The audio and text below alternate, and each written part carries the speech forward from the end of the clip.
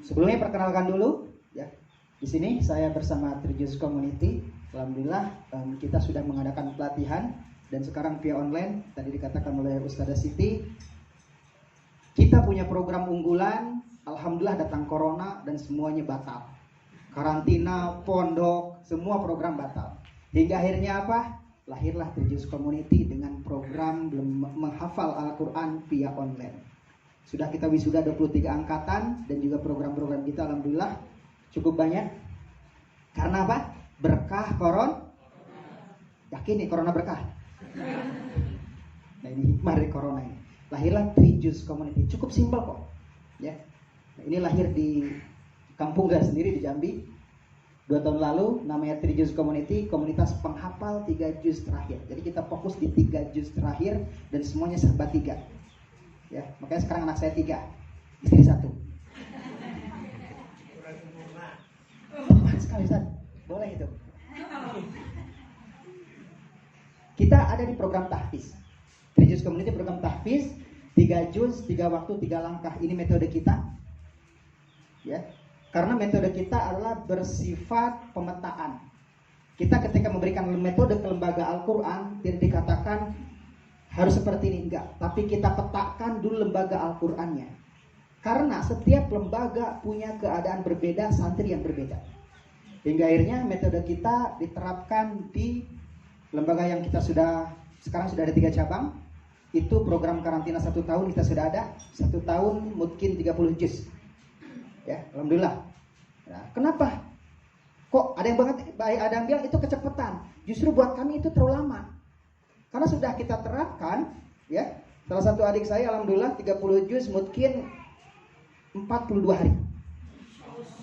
Ya. Percaya nggak? Saya aja waktu dia telepon ke saya nggak percaya.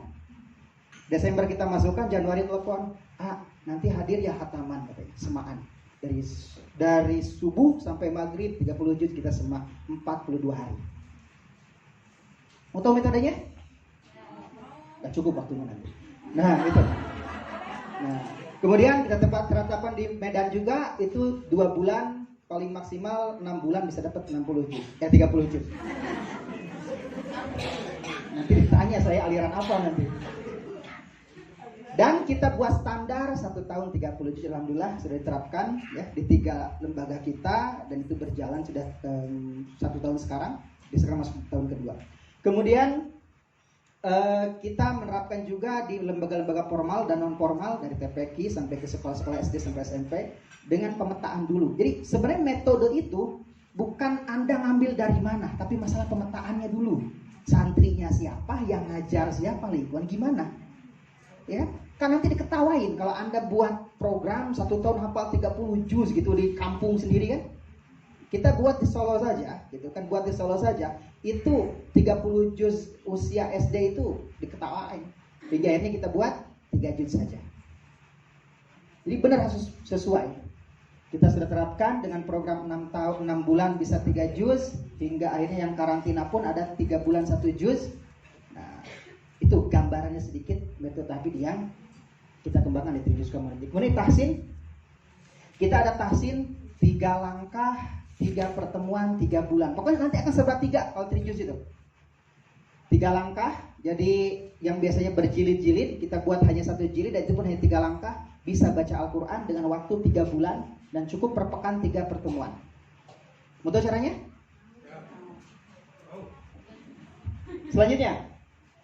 Nah, kita di manajemen juga. Kita ada 3 program. Yang terakhir program manajemen.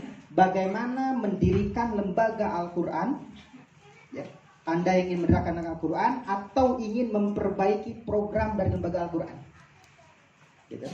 Dengan manajemen yang kita tawarkan di sini. Kemudian 3 langkah meningkatkan mutu lembaga Al-Quran. Dan 3 cara datangkan dana untuk lembaga Al-Quran.